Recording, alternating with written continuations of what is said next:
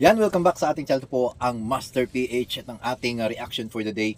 Nako, nagrally na ang mga anti-rally, anti-rally, anti-Sara Duterte. Yan ang ating pag-uusapan dito, no? Talagang galit na ang taong bayan, no? Bukod sa mga anti-Sara Duterte, syempre may mga pro-Duterte din, no? Pero ito yung panunuorin natin, ang galit na galit kay Sara Duterte, di ba? Dahil nga baka ma-dismiss na itong impeachment trial ni Sara Duterte. Naku po, wala na tayong mapapaniwalaan sa Senado nito kung ganito ang kanilang gagawin sa mga tao.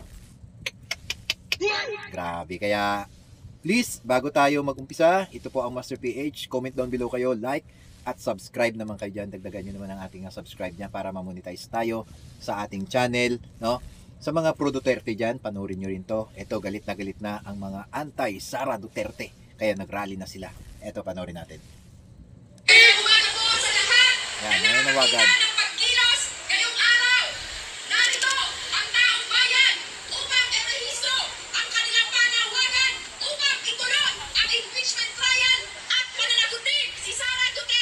Mga kasama, isigaw natin ang ating panawagan. Convict! Convict! Convict! Sara now! Convict! Convict! Convict! Sara now! Sinabi ko, sobrang gulo. Nakita nyo naman kung gaano kagulo, di ba? Dahil nga malalaman na natin unti-unti na sabi nga ni Tolentino, baka daw ma-dismiss itong impeachment. 'Di ba? Kasi nga halatang-halata sila na mga pro Duterte sila. Sila Chis Escudero, sila Tolentino. Halatang-halata. Halatang-halata na talaga, 'di ba? Na kasi Amy nga, 'di ba, nagsalita na si Amy na hindi na matutuloy, panalo na sila. Walang impeachment na magaganap, sabi ni Amy. Ibig sabihin, walang kaso na mangyayari sa Pilipinas na impeachment. At itong mga impeachment na ito ay walang posibilidad na mangyayari sa Pilipinas. At hindi na mangyayari mga impeachment dahil dito pa lang napapatunayan na talagang walang nangyayari. At dinidelay na ni Chis Escudero ang impeachment. Diba? Pag ito ay hindi natuloy at hindi na talaga uusad itong impeachment na ito, mas lalong magulong mangyari ito. Kasi kawawa naman itong mga taong inapi ni Duterte sa kanyang AJK, di ba? Hindi man totoo, nabayaran niya na, nakakulong siya. Nakakulong si AJ Duterte, pero paano naman si Sara sa kanyang confidential fund na talagang nilustay ang pera ng bayan at hindi niya alam kung paano niya ito maresolba at kung saan na napunta itong pera na confidential fund na sinasabi. No, sa totoo lang, wala naman daw confidential fund ang vice presidente. Diba? Ang vice president. Sila Leni Robredo nun, walang mga confidential fund. Itong si Sara Lustay lang ang meron. Diba?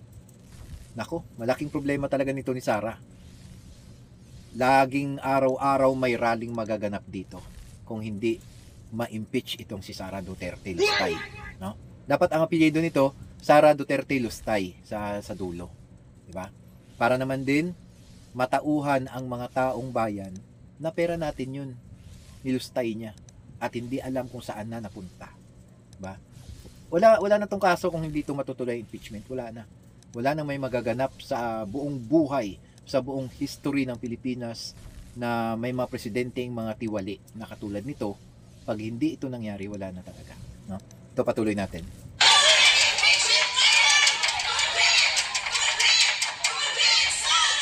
Nanawagan yung tao. Kaya tayo sinisingil natin ang pamahalaan ni Marcos Jr. Dahil sa simula pa lamang, ito ay bumaharang na para matuloy ang impeachment. Grabe, no? Sinisingil natin ang pamunuan ng Senado sa bulsa ng mga politiko. Kaya ang Senado, dapat ang katakutan niya, hindi ang mga Marcos, hindi ang mga Duterte, kundi ang galit ng sambayan ng Pilipino. Papayagan ba natin na hindi matuloy ang impeachment? Hindi! Dahil kung hindi ito ituloy ng Senado, ang mamayan ay patuloy na kikilos para sa pananagutan. Tama yan. At sisingilin natin. Ito na yun, no? Nag-uumpisa pa lang to, unang araw. Paano pa sa mga sunod na araw to? Kung magulo, kung ano ang ginagawa nila sa dahig, itong mga rally-rally na to, mas matinding mangyayari dito sa Pilipinas. Itaga nyo sa bato.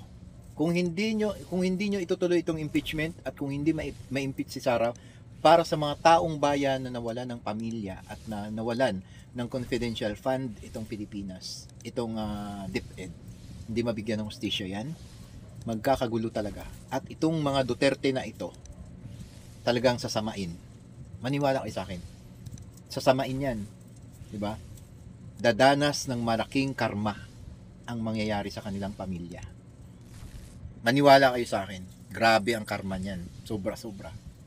Natin itong Senado dahil sa halip na pakinggan ang boses ng mamamayan, sa halip na ipakita ang ebidensya laban sa korupsyon, mas pinili nitong pagtakpan, protektahan ang mga magnanakaw, ang mga mandaramo.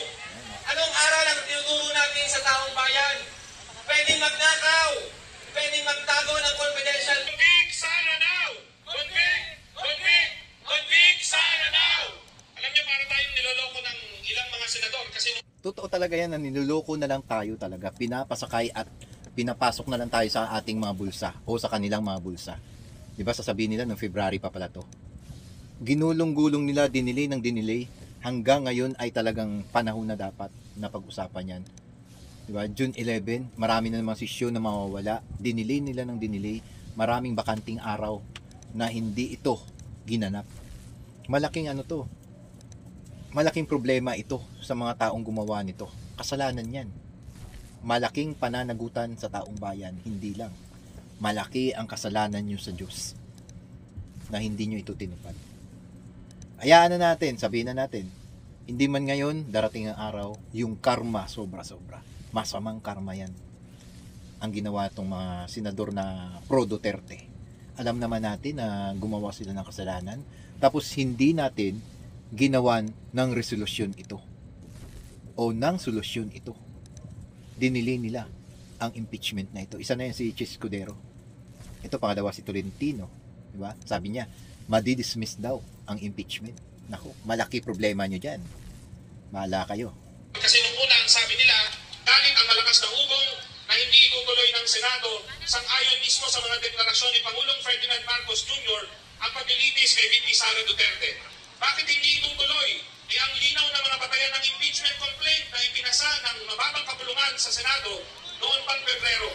Kabilang dito ang mga sumusunod, ang hindi maliwanag o hindi may paliwanag na paglulustay ng 612.5 million na confidential funds ng Office of the Vice President at Department of Education. Ang mga kasong panunuhol sa mga opisyal ng DepEd, pagpatay sa Pangulo, sa lahat ng produkto na binibili ng taong bayan at sa tindi ng taas presyo ng ating mga bilihin. Kakabit po niyan ang patuloy din na pagtaas ng mga buwis na binabayaran ng taong bayan sa gobyernong ito. Pero anong ginagawa ng mga politiko, lalong-lalo na ni Sara Duterte? Ang ginagawa nila, pinupulsa, nilalagay sa mga maanumalyang programa ng gobyerno kagaya ng confidential and intelligence funds. At hindi po tayo nagtataka kung bakit pinapayagan ni Bongbong Marcos na hindi mapanagot si Sara Duterte. Dahil alam po natin, bago pa man maging Pangulo si Bongbong Marcos Jr., ay siya rin mismo ay isang magnanakaw.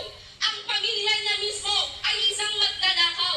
Kaya hindi po nakakagulat na pigilan ng administrasyong ito ang proseso ng pagpapanagot sa isa sa mga pinakakurakot na politiko, pinakakurakot na pamilya ng mga politiko dito sa atin.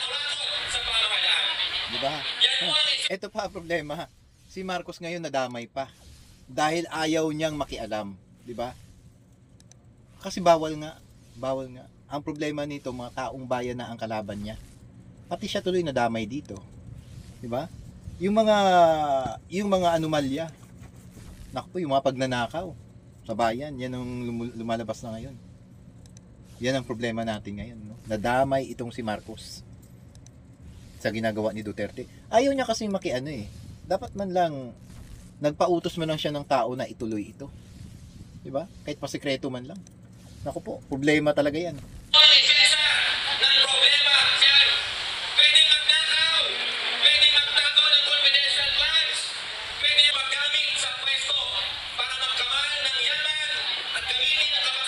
Ngayong pangalawang araw ng resumption ng sesyon ng Senado. Pamahalaan ni Marcos, sisingilin ang pamunuan Gulo, ng no? Senado at higit sa lahat, gagawin natin ang lahat para Ituloy na ang impeachment trial at wala nang dapat na kahit anong Oh, iba-ibang mga ano na to. Oh. Diba? Kung ganito ang mangyayari sa Pilipinas na always ganito, mas lalong matindi ang rally nito kasi lalo na may social media na. Mabilis kumalat ang balita. Dapat ayusin ng mga senador to. Malaking problema to. Diba? Malaking problema ito. Walang mangyayari sa Pilipinas kung walang may mga impeachment na ito. Napakamahalaga ito sa Pilipinas na mangyari. Bakit ito ginawang ano lang, no? Parang laro-laro na lang diyan sa Senado. June 2, ginawang June 11. Parang dinili, parang ginawang laruan ang impeachment na ito. Na ang kaso na ito ay pagnanakaw, binaliwala ng Senado. Sabihin na natin, hindi lahat naman ng mga senador ay ganyan, di ba?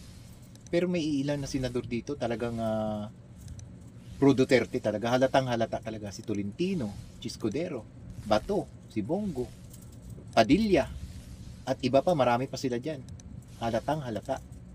Ilan lang ang nakikipaglaban ng mga senador na ayaw sa mga Duterte. Walang mangyayari sa Pilipinas kung ganito. Alam nyo, tanging Diyos na lang ang makakapagbigay sa kanila ng resulta. May karma yan. Maniwala kayo sa akin. May karma ito. Kayo masaya kayo pero yung taong bayan galit. Hindi kayo makakatulog niyan. Hindi kayo makakatulog. Yan ang sinasabi ko sa inyo. Hanggang dito na lang. Please comment down below kayo, like and subscribe sa ating channel po ang Master PH. Maraming salamat po sa inyo lahat.